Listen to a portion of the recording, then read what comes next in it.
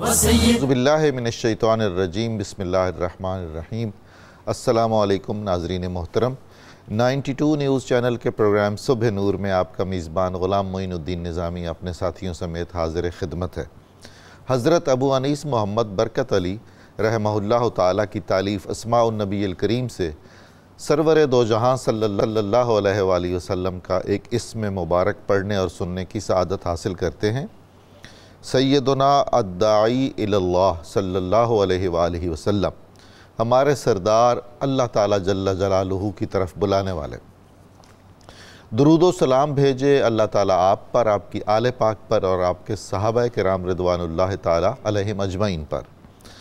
حضرت سیدنا عبداللہ بن سلام رضی اللہ تعالیٰ عنہما بیان فرماتے ہیں کہ حضور نبی کریم صلی اللہ علیہ وآلہ وسلم جب مدینہ منورہ میں تشریف لائے تو آپ نے ارشاد فرمایا، آپس میں سلام کو عام کریں، بھوکوں کو کھانا کھلایا کریں، صلہ رحمی کیا کریں اور تہجد کی نماز ادا کریں۔ اس طرح آپ لوگ جنت میں سلامتی کے ساتھ داخل ہو جائیں گے۔ یہ حدیث مبارکہ صحیح بخاری شریف میں آئی ہے۔ ناظرین مکرم، ہمارا آج کا موضوع جنوبی ایشیا تو کیا پورے عالم اسلام کے ایک عظیم صوفی، عظیم عالم، مفکر، رجحان ساز، نظریہ پردار صوفی حضرت مجدد الفسانی رحمۃ اللہ تعالیٰ علیہ۔ حضرت مجدد کو ہم مجدد کیوں کہتے ہیں اور پھر مجدد الفسانی کا کیا مطلب ہے؟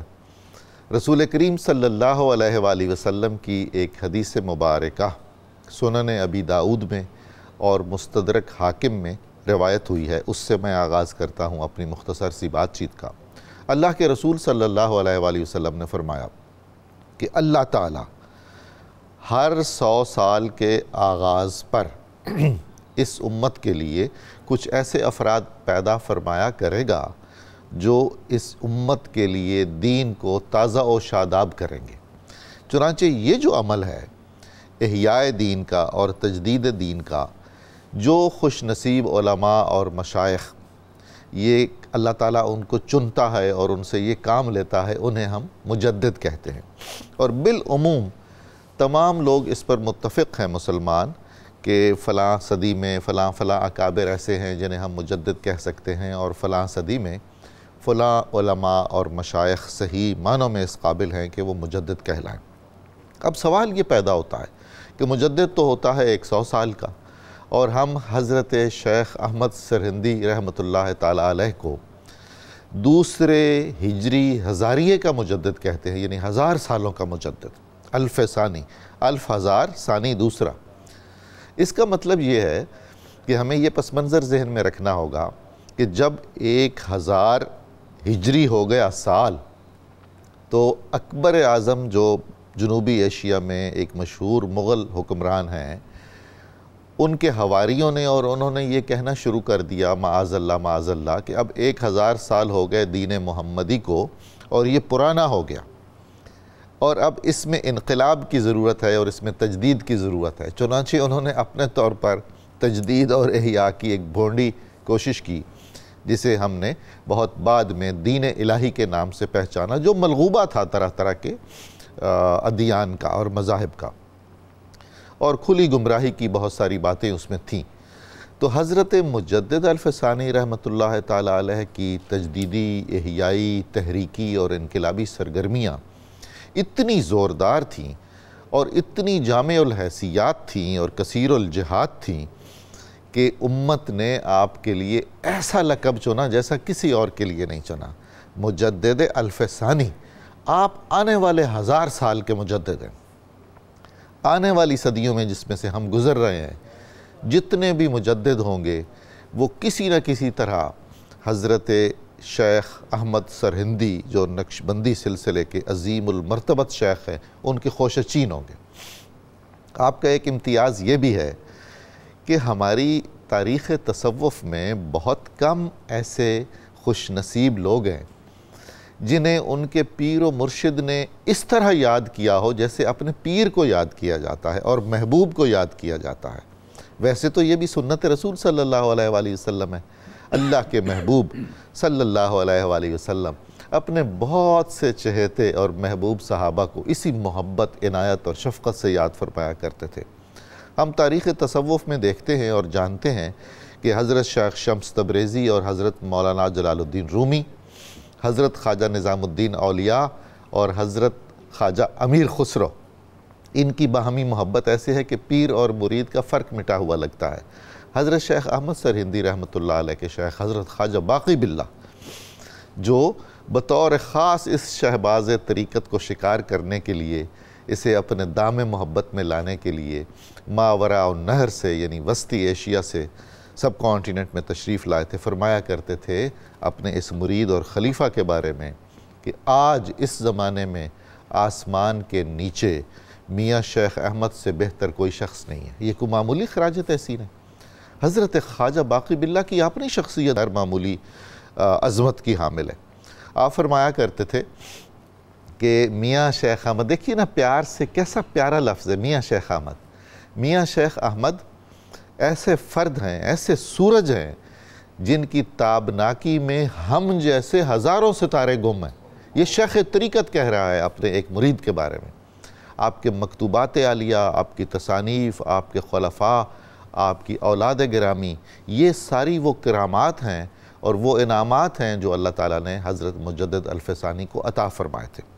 سلسلہ مجددیہ وسطی ایشیا کا سلسلہ ہے اور بر صغیر میں سلاسل طریقت دوسرے سلاسل طریقت کے مقابلے میں قدر تاخیر سے آیا ہے، لیکن آخر آمد گشت فخر اولی، سب سے آخر میں آ کے اس نے سب سے زیادہ خدمات سر انجام دیں، فتوحات کیں، اور اس وقت پوری دنیا میں وہ مشرق ہو یا مغرب جتنے بھی نقش بندی ہیں وہ بر صغیر کے اس عظیم صوفی کے مرہون منت ہیں اور اس کے خوشچین ہیں جن کا اسم گرامی امام ربانی مجدد الفسانی شیخ احمد سرہندی ہے۔ آج اس عظیم ہستی کو خراج تحسین پیش کرنے کے لیے اور ان کی گوناگون خدمات کا جائزہ لینے کے لیے ہمارے ساتھ جو اہل فکر و نظر اور صاحبان علم و فضل تشریف فرما ہیں، ان میں آپ کی جانی پہچانی اور بہت محبوب شخصیت جناب ڈاکٹر طاہر حمید تنولی ہیں، ہمارے بہت پیارے دوست جناب محمد زبیر ہیں، بہت ہی قابل احترام مفتی خلیل احمد یوسفی صاحب ہیں۔ میں آپ سب کو فرداً خوش آمدید کہتا ہوں، اور ہماری سعادت ہے کہ اللہ تعالیٰ ہمیں موقع فراہم کرتا ہے کہ ہم اس کے پیاروں کو اتنی محبت اور عقیدت سے یاد کریں اور ایک طرح سے امت کو ان سے منسلک کرنے کا سبب بنیں۔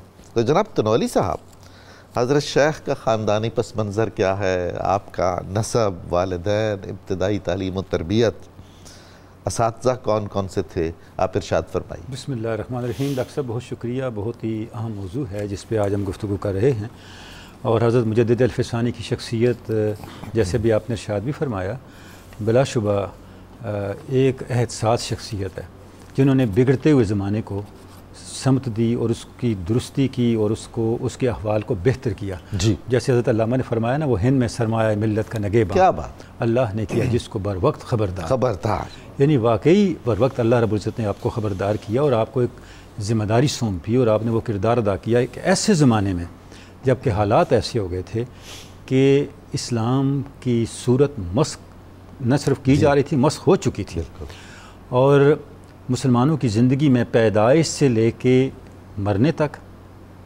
اٹھنے بیٹھنے کھانے پینے سے لے کے شادی بیاہ تک، اور دینی معاملات میں کلمہ طیبہ سے لے کے حج، جہاد، زکوٰۃ، آخری اعمال تک سب کچھ مسخ ہو چکا تھا۔ شاعر اسلام کی توہین سماجی سطح پہ، دینی سطح پہ، انفرادی سطح پہ، حکومتی سطح پہ جو دین کی شکل بنا دی گئی تھی، اب اس بگڑی ہوئی حالت کو پھر سے سنوارنا حضرت مجدد جیسی شخصیت اللہ رب العزت نے۔ تنولی صاحب، اسی طرح کی شخصیات کو نباز اثر کہا جاتا ہے؟ ڈاکٹر صاحب بالکل، یہ نباز اثر بھی ہیں اور طبیب اثر بھی ہیں۔ سبحان، انہوں نے اپنے زمانے کی نبض پہ ہاتھ رکھ کے مرض کو پہچانا بھی، مرض کی تشخیص بھی کی، اور اس کا علاج بھی ایسا تجویز کیا کہ اب قیامت تک جتنے علاج تجویز ہوں گے ان میں یہ جز ناگزیر ہوگا، اس نسخے میں یہ جز شامل ہوگا۔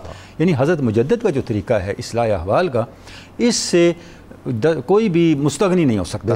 بلکہ ڈاکٹر صاحب میں یہ عرض کروں سب کانٹیننٹ میں تو بطور خاص دینی جد و جہد کرنے والے اور تبلیغی کام کرنے والوں کے لیے ایک نمونہ عمل ہے کہ وہ مجدد صاحب کو نظر انداز نہ کریں. حضور ایسا نہ ہوتا تو آپ کے اور ہمارے محبوب حضرت علامہ اقبال وہاں کیوں جبین عقیدت جھکاتے؟ کیا بات ہے، درست فرمایا آپ نے.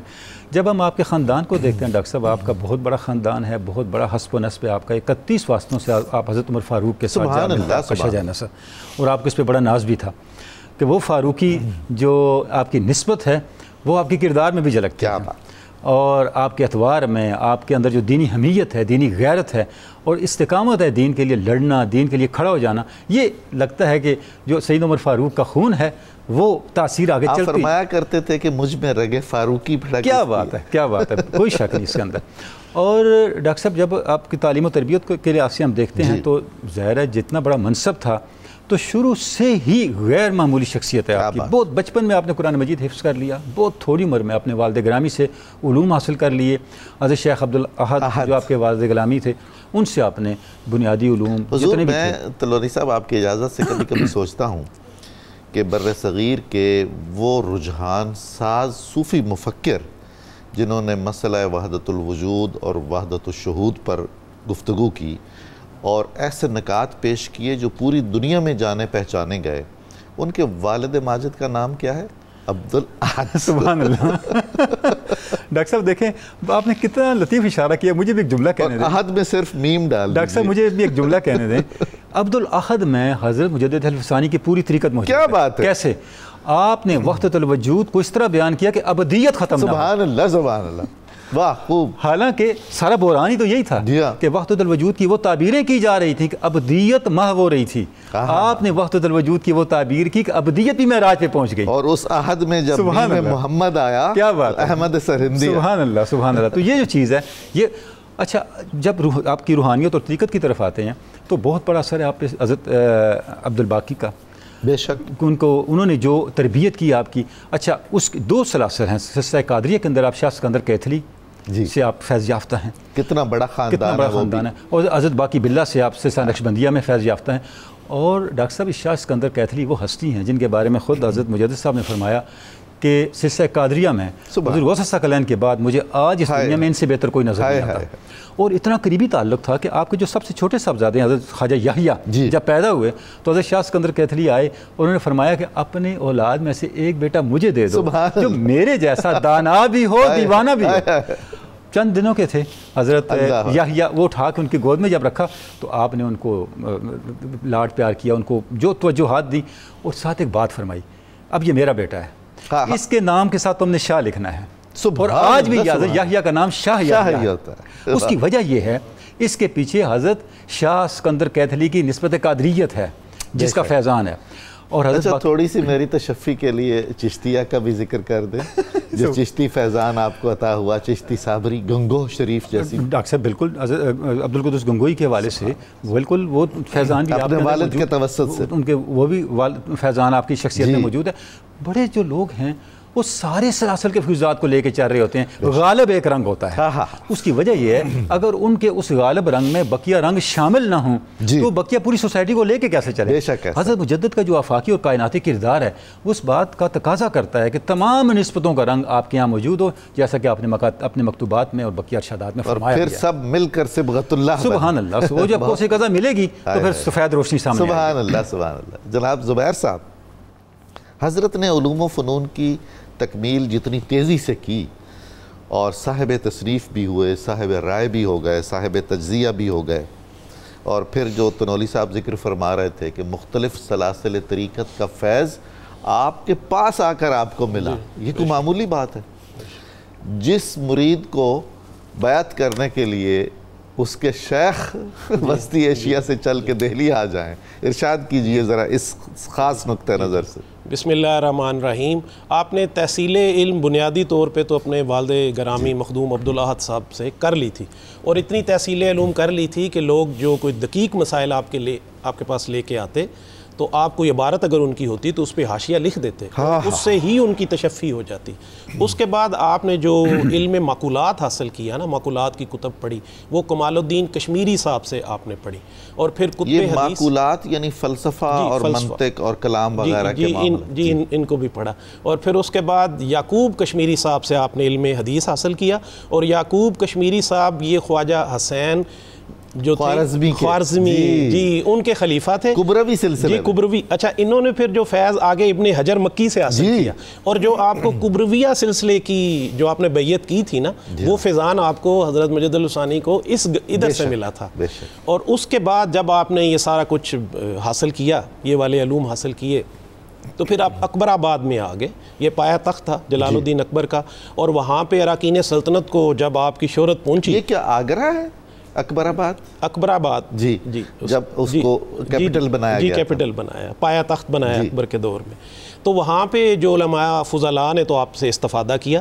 اراکین سلطنت کو پتہ چلا، اس میں وہ جو فیض اور ابو الفضل اور فیضی یہ دونوں بھائی تھے، انہوں نے بھی استفادہ کیا، شروع میں تو آپ سے استفادہ کرتے رہے، بعد میں پھر مناظرہ ہوا جس میں آپ نے ان کو پچھاڑ دیا، اور ایک دفعہ تو اس طرح ہوا کہ وہ بے نقط اپنی تفسیر لکھ رہا تھا، سوات الالہام، ہاں جی، اس میں ایک کوئی شرح کرنی تھی اور بے نقط الفاظ سے وہ شرح صحیح ٹھیک بیٹھ نہیں رہی تھی، آپ کے پاس آیا، آپ نے کہا یار مجھے اس کی مشق نہیں ہے، لیکن چلو میں تمہیں کر دیتا ہوں، تو آپ نے ایک صفحہ ایسا لکھا کہ وہ اشش کر اٹھے کہ یہ کمال آپ نے کر دیا۔ اچھا ان دا مین وائل آپ کے والد گرامی کو آپ کی محبت اور کشش ہوئی، اور وہ آگرہ آئے، اور آپ کو کہا کہ اب میں نے آپ کو ساتھ گھر لے کے چلنا ہے، تو بڑی محبت تھی آپ سے، تو رستے میں پھر وہ تھانی سر کے مقام پہ رکے، اور وہ تھانی سر وہ جو شیخ سلطان تھے، جو مقرب بادشاہ تھے، انہوں نے پھر اپنی بیٹی کا رشتہ وہاں کے حاکم بھی تھے، جی وہاں کے حاکم بھی تھے، اور اس کے بعد جب آپ واپس آئے والد گرامی کے ساتھ، تو والد گرامی نے آپ کو 3 سلاسل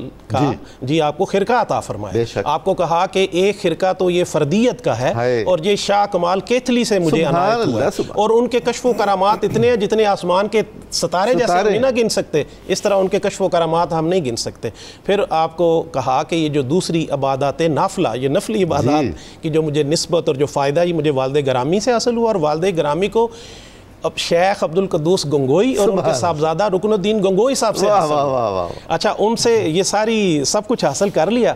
اس کے بعد 1007 ہجری میں جب آپ کے والد گرامی کا انتقال ہوا، پھر آپ نے سوچا کہ میں حج کے لیے چلتا ہوں، تو حج کو جاتے ہوئے دہلی میں رکے، وہاں حسن کشمیری آپ کے دوست تھے، احباب میں سے تھے، انہوں نے خواجہ باقی باللہ صاحب کا تعارف کرایا کہ وہ تو ایک نظر میں ہی پار لگا دیتے، تو آپ کو بھی محبت پیدا ہوئی، آپ ان کے پاس گئے، حالانکہ جو خواجہ باقی باللہ تھے عام طور پہ وہ لوگوں کو نہیں کہتے تھے کہ میری صحبت کا انتظام کرو، مجھ سے اخذ طریقہ کرو، لیکن ان کو کہا کہ یار حضرت خواجہ باقی باللہ میں دیگر مشائخ نقشبندیہ کے برعکس ایک خاص کیفیت ملتی ہے، بالکل نسبتاً خلوت پسندی کی، گوشہ گیری کی، جی بالکل ایسے ہی ہے، بالکل شہرت بیزاری کی، جی ایسے ہی تھا جی، یہ مجدد الثانی میں بھی آخر میں آ گئی یہ کیفیت، لیکن یہ اپنی نفی کرتے ہیں، ادھر اللہ سے واصل، ادھر مخلوق میں شاگرد، یہ دونوں یہ ان کی ذمہ داری ہے، اس کو آپ نے ذکر خیر کیا شیخ حسن کشمیری کا، جی شیخ حسن کشمیری جنہوں نے متعارف کروایا حضرت باقی باللہ کا، تو میں عرض یہ کرنا چاہوں گا آپ کے توسط سے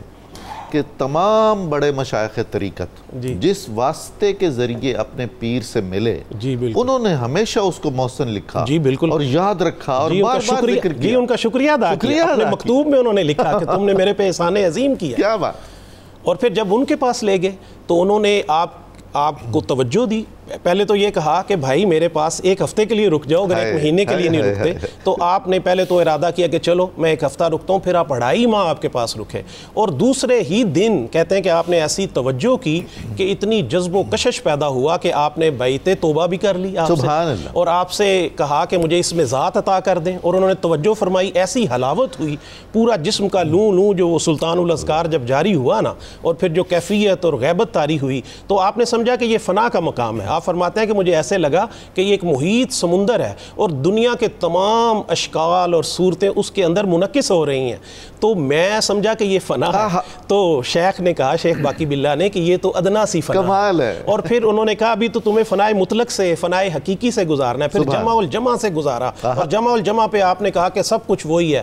وہ جو بلے شاہ صاحب نے کہا نا، جے میں تینوں اندر آکھاں پھر مقید جانا، جے میں تینوں باہر آکھاں تے اندر کون سمانا، اندر بھی تو ہے تے باہر بھی تو ہے، بلا کون نمارا۔ شیخ نے کہا نہیں، یہ مرتبہ نہیں، آپ نے فرق بین الجمع والا مرتبہ حاصل کرنا ہے کہ جس میں آپ موہوم اور موجود میں تمیز اور فرق کرتے ہیں۔ تو یہ ایک بہت بڑا کمال جو آپ کے شیخ نے آپ کو بتایا کہ آپ نے مخلوق اور غیر مخلوق میں فرق کرنا ہے۔ جی بہت خوب۔ علامہ یوسفی صاحب، یہ جو نباز عصر کہا ہم نے حضرت شیخ کو، یہ ایک معمولی سا لفظ ہے آپ کی بارگاہ میں۔ آپ دو قومی نظریے کے بانی بھی ہیں، اور آپ کی تجدیدی اور احیائی خدمات اتنی وسیع الجہات ہیں، آپ ارشاد فرمائی۔ بسم اللہ والصلاة والسلام علی رسول اللہ۔ قبلہ ڈاکٹر صاحب، میں اس حدیث مبارک سے بات شروع کروں گا جو آپ نے انٹرو میں بیان کی۔ ابو داؤد شریف کی حدیث ہے 4291۔ نبی صلی اللہ تعالیٰ علیہ وسلم ارشاد فرماتے ہیں، ان اللہ یبعث لہذہ الامہ علی رأس کل مئات سنۃ یجدد لہا دینہا۔ اللہ تعالیٰ جل جلالہ اس امت پر ہر 100 سال کے سرے پہ ایک شخص مبعوث فرمائے گا جو دین کی تجدید کرے گا۔ سبحان اللہ۔ اب آپ مجدد الافسانی شیخ احمد سرہندی کی شخصیت بیان کرنے سے پہلے اگر ہم یہ صرف سوچ لیں کہ یہ اللہ کا انتخاب ہیں تو سارے مسئلے حل ہو جائیں۔ لا ریب کہ جس کو اللہ تعالیٰ نے منتخب فرمایا تجدید دین کے لیے، نبی صلی اللہ تعالیٰ علیہ وسلم کی سنتوں کے احیاء کے لیے، بدعات اور خرافات کے خاتمے کے لیے، اس شخص کی اللہ تعالیٰ نے معاشرے میں کتنی قدر پیدا فرمائی۔ اور دلچسپ یہ ہے کہ جو بھی اسلامی فرقے ہیں مختلف، سارے کے سارے متفق ہیں حضرت کی مجددیت پر، اور نام پیچھے کر دیا ہوا ہے، مجدد آگے ہو گیا، مجدد نام ہو گیا، مجدد نام بن گیا، غلام مجدد آگے شروع ہو گیا نا۔ ایسے مجدد الافسانی شیخ احمد سرہندی رحمۃ اللہ تعالیٰ علیہ کی جو تجدیدی کیفیات یا ان کی خدمات ہیں وہ بڑی بے مثال ہیں، اور آپ ایک علاقے کے کسی افسر سے ٹکر نہیں لے سکتے۔ اس وقت آپ نے پورے برِ صغیر پاک و ہند کے حکمران سے ٹکر لی اور اس کو بتایا کہ نبی صلی اللہ تعالیٰ علیہ وسلم کے دین کی حمیت رکھنے والا بندہ ہے، جس کو علامہ اقبال نے کہا گردن نہ جھکی جس کی جہانگیر کے آگے، جس کے نفس گرم سے ہے گرمی آہار۔ کہ اگر ایک بھی نبی صلی اللہ علیہ وسلم کا بندہ کھڑا ہو جائے، اگر ہم اس کو حدیث سے ریلیٹ کریں نا تو پتہ چلتا ہے ان کے اندر خون کیا ہے۔ حضور صلی اللہ تعالیٰ علیہ وسلم نظام کفر کا مقابلہ کروانے کے لیے آپ کافی تھے، کسی کی ضرورت نہیں تھی، لیکن آپ اللہ سے دعا کر رہے ہیں، اللہم ایید اسلام بعمر بن خطاب، یا اللہ ایک عمر دے دیں۔ سبحان اللہ۔ پھر جب 1000 سال کے بعد دین کو دوبارہ ضرورت پڑی تو پھر خون عمر ہی کام آیا۔ واہ واہ، سبحان اللہ۔ مجدد الافسانی شیخ احمد سرہندی رحمۃ اللہ تعالیٰ علیہ، آپ نے اس خون فاروقی، اور میں اس خون فاروقی کی ایک تاثیر امام قرطبی کی جامع احکام القرآن سے بھی سنانا چاہتا ہوں۔ جی ضرور۔ آپ فرماتے ہیں نبی صلی اللہ تعالیٰ علیہ وسلم کی حدیث مبارک حضرت انس بیان کرتے ہیں اس کو، سورۃ نور کی آیت نمبر 40۔ جی۔ وَمَن يَجْعَلِ اللَّهُ لَهُ نُورًا فَمَا لَهُ مِن نُور کی تفسیر میں لکھی ہوئی، سبحان اللہ، کہ رسول اللہ صلی اللہ تعالیٰ علیہ وسلم نے فرمایا اللہ تعالیٰ نے مجھے نور سے تخلیق فرمایا، میرے نور سے حضرت ابو بکر صدیق کو بنایا، ان کے نور سے حضرت عمر اور سیدہ عائشہ صدیقہ کو بنایا، اور حضرت عائشہ کے نور سے تمام ایمان والی خواتین بنائی، سبحان اللہ، حضرت عمر کے نور سے تمام ایمان والے مرد پیدا فرمایا۔ فرمایا جب کوئی ان سے محبت نہیں کرتا تو اللہ اس کا نور بجھا دیتا ہے، اور جو شخص خون فاروقی سے وابستہ نہیں ہوتا اس کے اندر ایمانی اور دینی حمیت و غیرت بھی ختم ہو جاتی ہے۔ بالکل ایسا ہے، یہ خون فاروقی کی ایک وجہ۔ حضرت سیدنا مجدد الافسانی شیخ احمد سرہندی رحمۃ اللہ تعالیٰ علیہ کی جو تجدیدی کیفیات اکبر کے مقابلے میں رہی ہیں وہ پوری قوم کے لیے ایک نمونہ ہے جی، کہ آپ نے وہاں اندر جا کے گٹھ جوڑ نہیں کیا، ان کی شرائط پہ باہر نہیں آئے۔ جب گوالیار میں آپ کو قید کیا گیا، یہ بھی تو سنت یوسفی پوری کروانی تھی نا اللہ نے، بالکل کروانی تھی، وہاں اپنے آپ کو پاک دامن کروایا، فرمایا پوچھے کہ جو مجھ پہ تہمت لگی تھی اس کی بات کیا ہے؟ کمال ہے۔ تو یہاں مجدد الافسانی شیخ احمد سرہندی رحمۃ اللہ تعالیٰ علیہ فرمانے لگے کہ میں اندر بھی وہی کام کر رہا ہوں، باہر بھی وہی کام کر رہا ہوں، مجھے باہر جانے کی کیا ضرورت ہے؟ بے شک، اگر جاؤں گا تو اپنی شرائط پہ۔ وہ کیا تھی کہ اکبر نے جو دین اکبری بنایا ہوا تھا اس میں سنت کو پیچھے کر دیا، فرائض کو پیچھے کر دیا اور خرافات کو آگے کر دیا۔ نماز، روزہ، زکوٰۃ، حج اور قربانی جیسے شعار کی حیثیت ثانوی کر کے کفر، یہود و ہنود کی عادات کو آگے کیا ہوا تھا۔ جی، تو مجدد الافسانی شیخ احمد سرہندی نے پھر سارے کام اس کے ہاتھ سے کروائے۔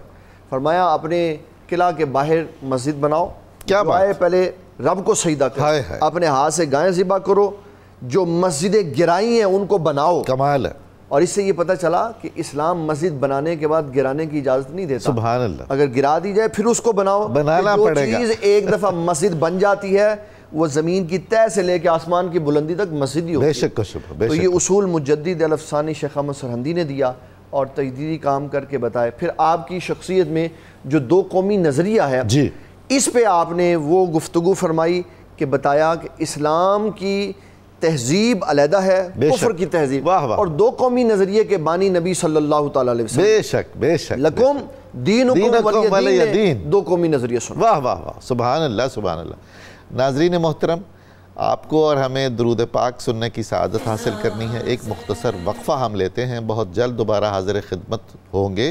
آپ ہمارے ساتھ رہیے گا۔ آپ دیکھ رہے ہیں کہ کیسی ایمان افروز روح پرور گفتگو جاری ہے اور ہم کتنے عظیم شیخ طریقت کو خراج تحسین پیش کر رہے ہیں۔ آپ ہمارے ساتھ رہیے گا۔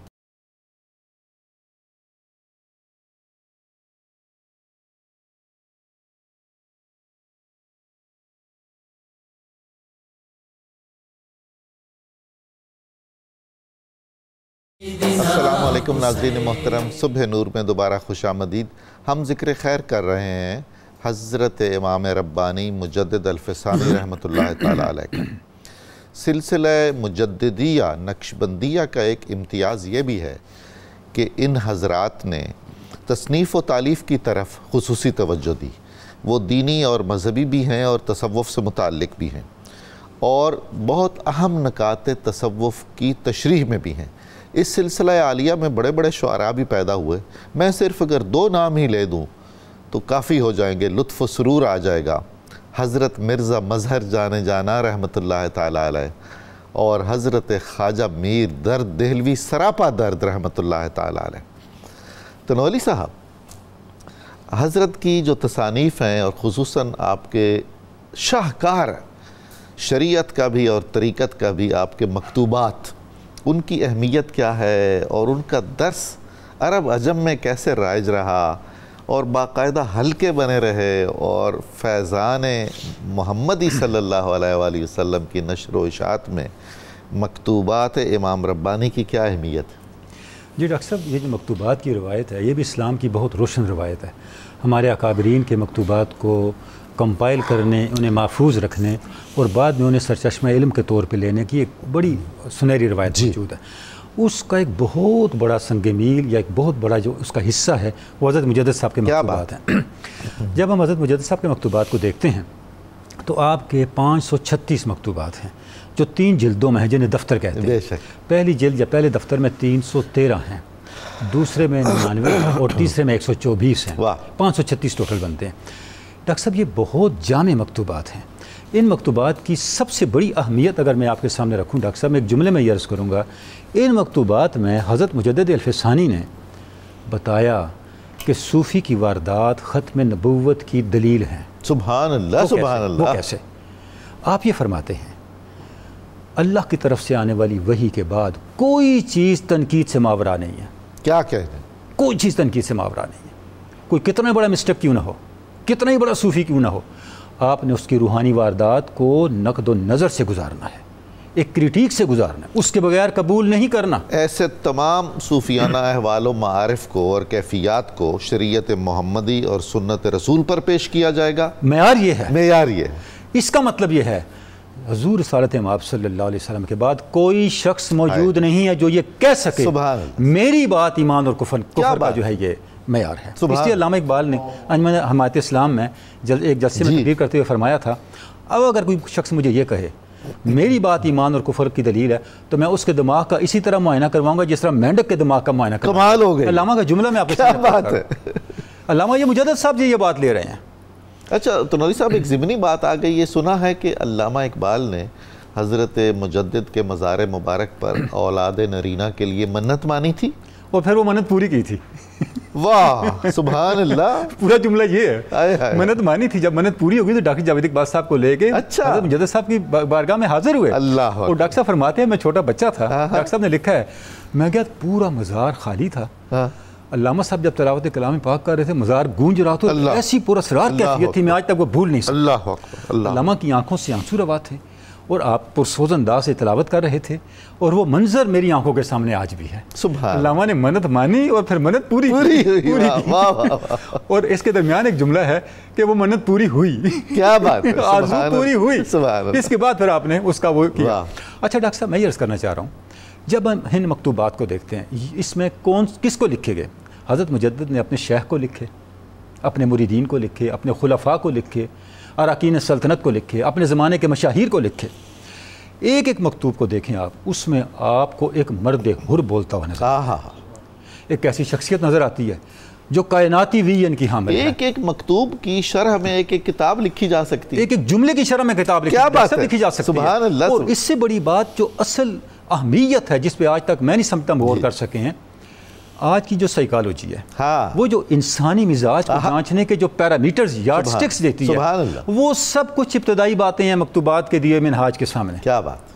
اس کے علامہ نے ریکنسٹرکشن میں ایک مکتوب کوٹ کیا ہے شیخ عبد المحمن کے نام جو مجدد صاحب نے لکھا ہے, اس پہ پوری ڈسکشن کیا حضرت علامہ نے اور لکھا ہے کہ اس سے پتہ یہ چلا کہ ہندوستان کا یہ عظیم صوفی ہمیں وہ کون سا راستہ بتا رہا ہے جس کے ذریعے ہم اپنے افکار کا تزکیہ کر سکتے ہیں, اپنے نفس کا تزکیہ کر سکتے ہیں. اور تصوف ہے کس چیز کا نام؟ تصوف اس چیز کا نام ہے کہ آپ اپنے ویژن کو کتنا گلوبل کر سکتے ہیں. اب دیکھیں صوفیاء کے یہاں بار بار ایک لفظ ملتا ہے اور حضرت باقی باللہ نے بھی یہ بات اپنے خط میں لکھی ہے. شیخ احمد کون ہے؟ یہ وہ ہیں کہ ان جیسی استعداد والا میں نے کوئی نہیں دیکھا. کیا بات. استعداد یہ بنیادی لفظ ہے صوفیاء کے یہاں. اس میں ایک اور نقطہ بھی چھپا ہوا ہے, میرٹ پہ بیلیو کرتا ہے صوفی. بے شک. استعداد کے بغیر نہ کوئی آگے جا سکتا ہے نہ کوئی کسی کو آگے لے کے جاتا ہے. Authentic mistakes. اسلام نے جو معیار متعین کیا ہے تقوی کا وہ طبقہ صوفیاء ہی میں تو رہا. اخلاص دیکھیں, اب یہ تقوی ایک لفظ ہے جی, اس کی چمک حسب استعداد آتی ہے. واہ واہ. ایک ہی عمل سارے لوگ کر رہے ہوں گے, جس کی وہی عمل مجدد الفسانی کریں گے اس کا اور نتیجہ ہوگا. کوئی عالم کرے گا اور نتیجہ ہوگا, ایک عام آدمی کرے گا اور نتیجہ. اس کے پیچھے وہ استعداد ہے. وہ استعداد کس طرح انہینس ہو سکتی ہے مکتوبات آپ کو یہ بتاتے ہیں. اور میں ایک تھوڑا سا اشارہ کر کے بات ختم کروں گا. حضرت مجدد فرماتے ہیں ایک مکتوب کے اندر کہ اپنی کیفیات بیان کرتے ہوئے کہ مجھے ایسے لگا یہ ساری کائنات میرے اندر سما گئی اور میری اتنی وسعت ہے, اگر اس جیسی کئی کائناتیں بھی ہوں تو میرے اندر سما سکتی ہیں. میں نے جز میں کل کو اور کل میں جز کو, میں نے کائنات کو اپنا حصہ اور اپنے آپ کو کائنات کا حصہ دیکھا. ڈاکٹر صاحب جس شخصیت کا ویژن اتنا بلند ہو, جس کی اپروچ اتنی گلوبل ہو, اتنی کاسموسک ہو, اس شخصیت کی سامنے قید کیا ہے, آزمائشیں کیا ہیں, ابتلائیں کیا ہیں. اسی تو آپ فرماتے ہیں جب آپ قید میں تھے, فرماتے ہیں اگر میں چاہوں تو اس بادشاہ کو ہلاک کر کے رکھ دوں, میں ایسا نہیں کروں. اس سے میں جب یہ ڈاکٹر صاحب آپ کی قید کو دیکھتا ہوں مجھے قید یوسفی یاد نہیں آتی, مجھے شاہ ابی طالب یاد آتا ہے. مجھے شاہ ابی طالب یاد آتا ہے. آپ نے فرمایا میں ان کے لیے دعا کرتا ہوں, ہم نے ان سے کام لینا, ان کو ہلاک نہیں کرنا. کمال ہے. یہ شان. زبیر صاحب ایسا محسوس ہوتا ہے کہ حضرت مجدد نے وہ جو نباز عصر ہونے والا فریضہ ہے وہ دو جہتوں سے ادا فرمایا. ایک تو آپ نے اپنے تربیت یافتہ خلفاء کو پورے جنوبی ایشیا میں پھیلایا ٹھیک مقامات پر, اور اس کے بعد آپ نے فوکس کیا ان مقتدر طبقات پر جو اثر انداز ہو سکتے تھے حکومت پر بھی اور عوام الناس پر بھی. اور چنانچہ ہم خطوط دیکھتے ہیں عمراء کے نام اور جو بڑے ہی معتقد تھے. تو یہ کیا انداز تربیت ہے اور اس کی کیا حکمتیں اور مصلحتیں ہیں اور نتائج کیا نکلے؟ جی نتائج تو اب ہمارے سامنے ہیں ہاں کہ جب آپ دیکھیں، میں اس کو تھوڑا سا نا اس سے ریلیٹ کروں گا. ایک ہماری تھیوری ہوتی ہے ریسورسفلنس کی. جی جب آپ قلعہ گوالیار میں مقید تھے تو آپ کے ادھر ریسورسز کوئی نہیں تھے. آپ کے پاس کتنی سپیس تھی؟ آج ہم نے کوئی بڑا کام کرنا ہو تو ہم کہتے ہیں جی میرے پاس ریسورسز نہیں ہے. جی ٹھیک ہے، آپ کے پاس کوئی ریسورسز نہیں تھی. آپ ہتھیار ڈال سکتے تھے. آپ کہتے ہیں کہ میں کیا کر سکتا ہوں، میں تو اب مقید ہوں. لیکن آپ وہاں بھی آرام سے تو نہیں بیٹھے. آپ نے وہاں بھی مقصد ڈھونڈا، اس کو اپرچونٹی سمجھا، اور جو آپ کے جیل میٹس تھے، جو آپ کے قیدی ساتھی تھے، ان کی تربیت فرمائی، لوگوں کو کلمہ پڑھایا. دیکھیں وہ پریچنگ آف اسلام میں ڈاکٹر آرنلڈ نے کہا ہے کہ 2 سال کی قید میں انہوں نے لکھا کہ سینکڑوں لوگوں کو انہوں نے دائرہ اسلام میں داخل کیا. اسی طرح سے وہ ہمارا انسائکلوپیڈیا آف ریلیجن اور ایتھکس میں، اس میں بھی. اب دیکھیں اچھا جی، مغربی مفکرین نے بر صغیر کی جن صوفی ہستیوں کو بطور خاص موضوع مطالعہ بنایا ہے، ان میں بھی تو حضرت مجدد نمایاں ہیں. جی بالکل. اس کی وجہ یہ ہے کہ انہیں پتہ ہے کہ مجدد الافسانی رحمۃ اللہ علیہ نے ہی تجدید کی ہے، نصرت دین کی ہے، اور تقویت سنت کی ہے، اور یہ بہت بڑا کام تھا. اور یہ آپ حضرت مجدد الافسانی رحمۃ اللہ علیہ ہمیں اس دور میں، صحابہ کرام کے دور میں واپس لے گئے ہیں. آپ نے مثلا فرمایا کہ یہ جو آپ ریاستیں اور مجاہدے اتنی کرتے ہیں جوگیوں والے، یہ تو ایسے کہ خاکروب اتنی محنت کرتا ہے اسے کچھ نہیں ملتا. آپ کو تو چاہیے کہ جیسے وہ قبا کے اندر ہیرے ٹانگتے ہیں، آپ یہ کام کریں. اور آپ نے کہا کہ شریعت پر اگر آپ عمل کریں گے تو یہ وہی کام ہے کہ جیسے آپ قبا میں ہیرے ٹانگ رہے ہیں. آپ نے فرمایا کہ اگر آپ دن کے وقت قیلولہ کریں اور یہ سوچ کے کہ یہ سنت نبی صلی اللہ علیہ وسلم ہے، تو یہ برسوں اگر آپ جو ہے نا جگراتے کریں، رات جگے کریں، راتوں کو جاگیں، اس سے یہ بہتر ہے. آپ کی جو نجی زندگی تھی اس میں بھی ہم نہیں دیکھتے کہ آپ بہت کثرت سے آرام فرماتے ہوں، بیٹھے رہتے ہوں، ہر لمحہ کوئی نہ کوئی کام جاری ہے. جی دیکھیں نصف شب کے بعد تو آپ بیدار ہو جاتے تھے، اور پھر آپ تہجد ایسے شروع کرتے تھے کہ 2 رکعت جب نفل پڑھ لیے اس کے بعد استغفار کرتے تھے، درود شریف پڑھتے تھے، مراقبہ کرتے تھے، پھر 2 نفل پڑھتے تھے. اچھا یہ سلسلہ فجر سے پہلے تک جاری رہتا، اور پھر کیونکہ رسول کریم صلی اللہ علیہ وسلم کی سنت ہے کہ فجر سے پہلے سو جانا، تو تھوڑا سا آرام فرماتے. اور یہ واقعہ صوفیاء کہتے ہیں کہ یہ جو وقت ہوتا ہے نا بڑے کمال کا ہے کہ آپ نے ساری رات تہجد نماز پڑھ لی اور اس کے بعد فجر کی نماز سے پہلے آرام کرتے ہیں، تو اس میں پھر آپ کو روحانی واقعات نظر آتے ہیں، مکاشفات نظر آتے ہیں. انعام لینے کا وقت ہوتا ہے. جی بے شک انعام لینے کا وقت ہوتا ہے. پھر آپ فجر پڑھتے. اچھا فجر کے بعد آپ اشراق تک اپنے متوسلین کی، اپنے شاگردوں کی، مریدین کی تربیت فرماتے.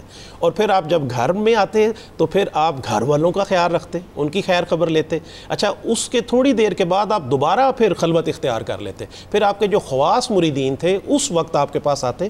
حضور آپ کا جو نظام تھا کہ سامنے بٹھا کے مسائل پوچھتے تھے، روحانی واردات پوچھتے تھے، بالکل قلب پہ توجہ فرماتے تھے. بے شک یہ بھی تو ایک پورا ایک نظام تربیت ہے. جی بالکل پورا نظام. اچھا اور ایک بندے پہ اس پہ فوکس کرنا، اور اس کو ہر بندہ یہ آپ کا مرید یہ سمجھتا تھا کہ میرے ساتھ ان کا کوئی خاص تعلق ہے، ہر بندہ یہ سمجھتا تھا، اور اس کے احوال کے مطابق اس کو ڈیل کرتے. اچھا پھر آپ اس طرح سے معمولات جاری رکھتے. پھر چاش کے وقت آپ دوبارہ آ کے قیلولہ فرماتے کہ یہ سنت ہے. اور پھر زور کے بعد ایک قاری ہوتا، کیونکہ قرآن کی سماعت کرنا اس کا بڑا مقام ہے. پھر قرآن پاک ایک سپارہ اس قاری صاحب سے سنتے. پھر عصر اول وقت میں ادا کرتے. اچھا عصر اور مغرب کا وقت صوفیاء جو کرام ہے نا اس کو بڑی اہمیت دیتے ہیں. وہ یہ کہتے ہیں کہ اصل میں جب یہ کائنات کا سورج غروب ہوتا ہے نا، ٹھیک ہے، تو وہ عصر اور مغرب کے درمیان کا وقت ہے جب غروب ہے. جب جسم کی کائنات میں روح کا سورج غروب ہوتا ہے نا تو وہ بھی عصر کا وقت لگتا ہے. اس کو اس سے بڑی مطابقت ہے. رسول کریم صلی اللہ علیہ وسلم صحابہ کو فرماتے تھے کہ اس وقت نا جہاد میں تیزی کریں کیونکہ جان بڑی آسانی سے نکلتی ہے. اس لیے تو اس کو صلاۃ الوسطیٰ بھی کہتے ہیں.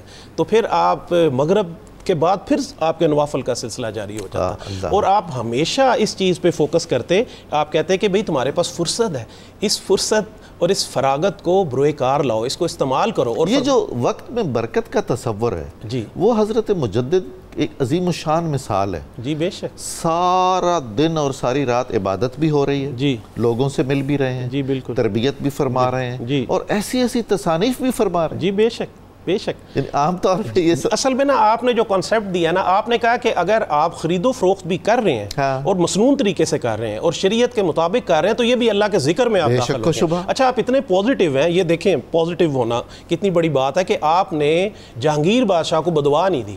آپ نے کہا کہ یار اس کے کارن یہ جو اس نے مجھے جیل میں بھیج گیا کتنے لوگوں کی ہدایت کا سامان ہو گیا ہے. سبحان اللہ. آپ نے کہا کہ مجھے اس مصیبت اور بلا کی وجہ سے میرے بلندی درجات ہو گئی ہے تو میں اس کی بدخوائی کیسے کیسے کر سکتا ہوں، اس کو بدعا کیسے دے سکتا ہوں؟ حضور یوسفی صاحب حضرت کی اولاد خود ایک کرامت ہے، ایسا ان سے فیضان جاری ہوا. خلفاء ایک اقلیم کے لیے آپ کا ایک خلیفہ کافی ہے.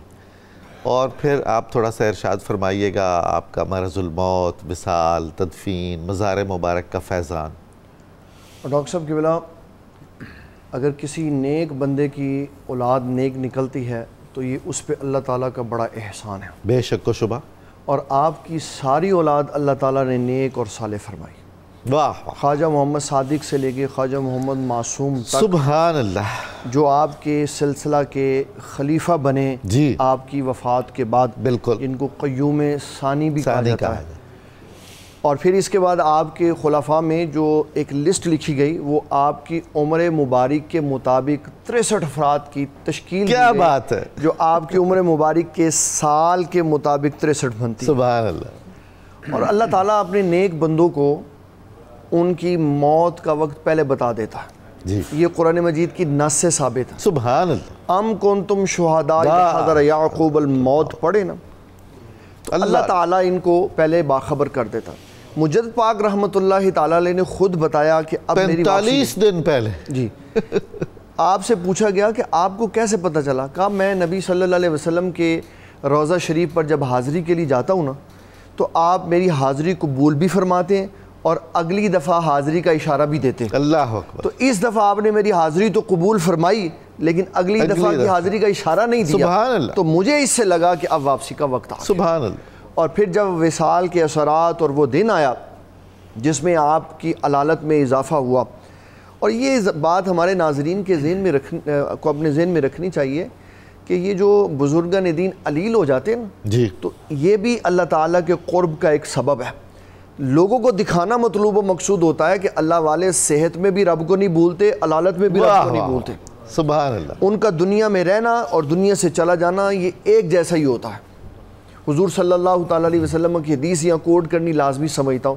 آپ نے فرمایا حیاتی خیر لکم و مماتی خیر لکم. میرا دنیا میں رہنا بھی تمہارے لیے بہتر اور تشریف لے جانا بھی بہتر ہے. سبحان. پوچھا حضور رہنا تو بہتر ہے، تشریف لے جانا کیسے بہتر ہے؟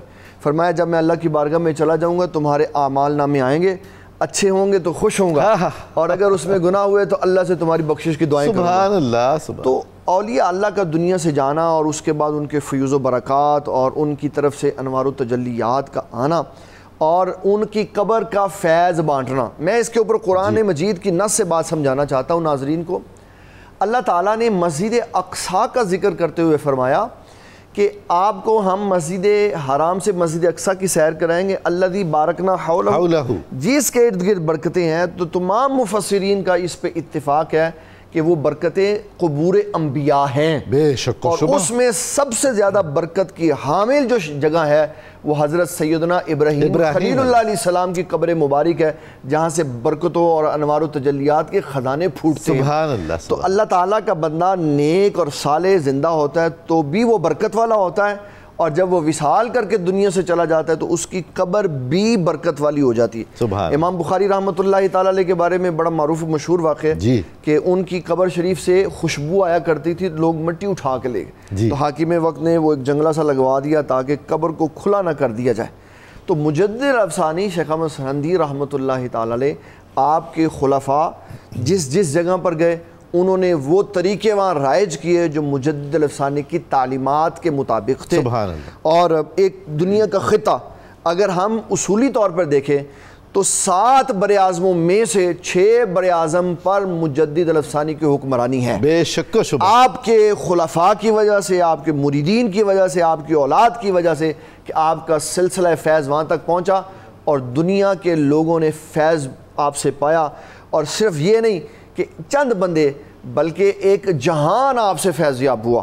اور یہ اللہ تعالیٰ جل جلالہ کے نیک بندوں کا فیض ہوتا ہے کہ ان کی بات، ان کی خوشبو پھیلتی چلی جاتی ہے. اور یہی ساری کیفیت مجدد الافسانی شیخ احمد سرہندی. مفتی صاحب آپ دیکھیے کہ حضرت شیخ بن نوری رحمۃ اللہ تعالیٰ علیہ، اور آپ ملاحظہ فرمائیے حضرت شیخ خالد کردی جن کے توسط سے پورے عالم عرب میں اور یورپ تک میں سلسلہ اور اگر ہم بڑے صغیر پاک و ہند میں دیکھیں نا تو مجدد الافسانی شیخ احمد سرہندی رحمۃ اللہ تعالیٰ کے فیض یافتہ میں شاہ ولی اللہ محدث دہلوی کے والد بھی ہیں. بالکل.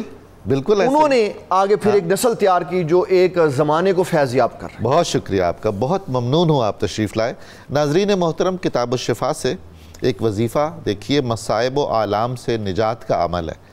جو شخص روزانہ فجر اور عشاء کے بعد 200 بار کلمہ طیبہ درود پاک کے ساتھ پڑھے گا اور اسے اپنا معمول بنا لے گا، اللہ تعالیٰ اسے تمام دنیاوی اور اخروی پریشانیوں سے محفوظ فرمائے گا۔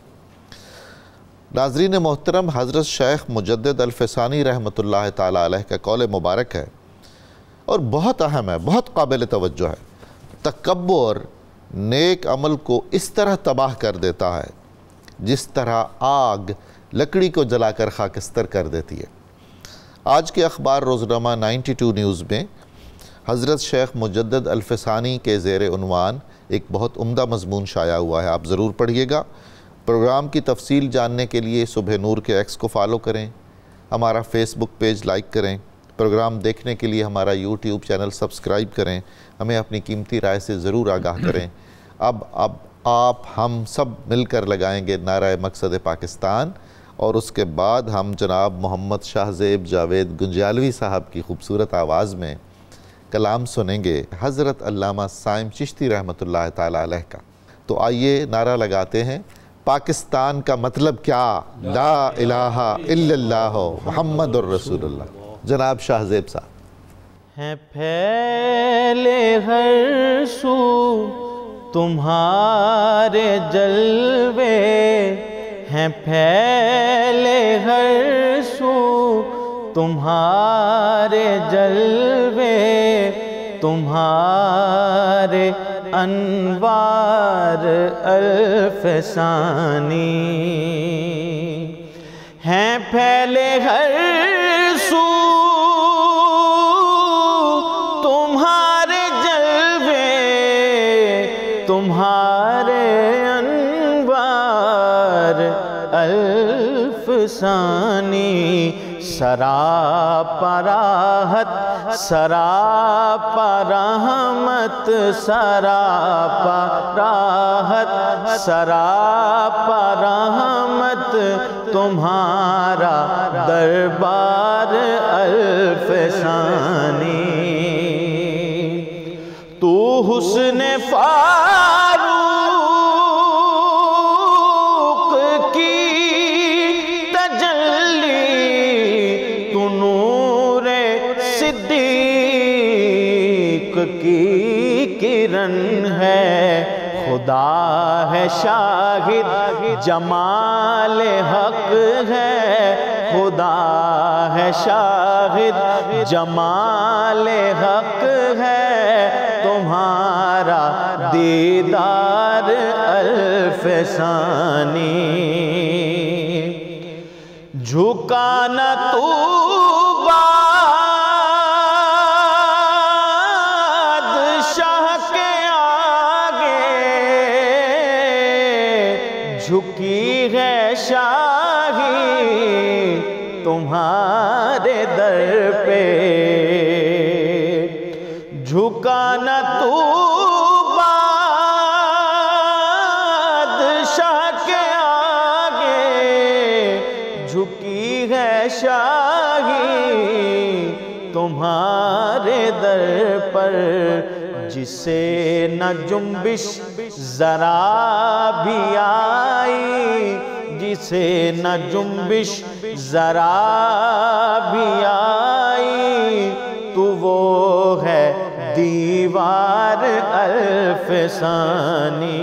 ہے پھیلے ہر سو تمہارے جلوے، ہیں پھیلے ہر سو تمہارے جلوے، تمہارے انوار الفسانی۔ ہے میرا ایمان کہ میرا دامن نہ خالی صائم رہے گا ہرگز، ہے میرا ایمان